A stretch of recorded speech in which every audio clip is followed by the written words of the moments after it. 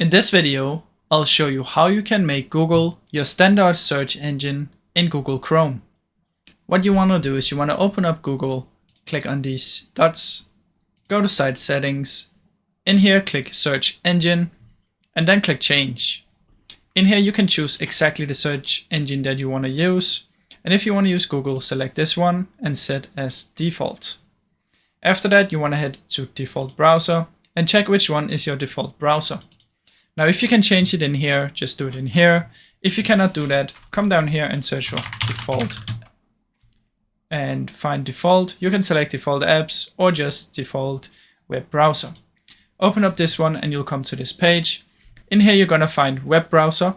Click on it and select Google Chrome or whichever one you like.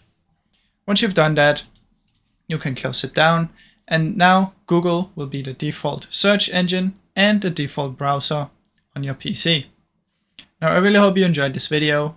If you did, please leave a like and subscribe, as it helps me out a ton. Thank you so much for watching.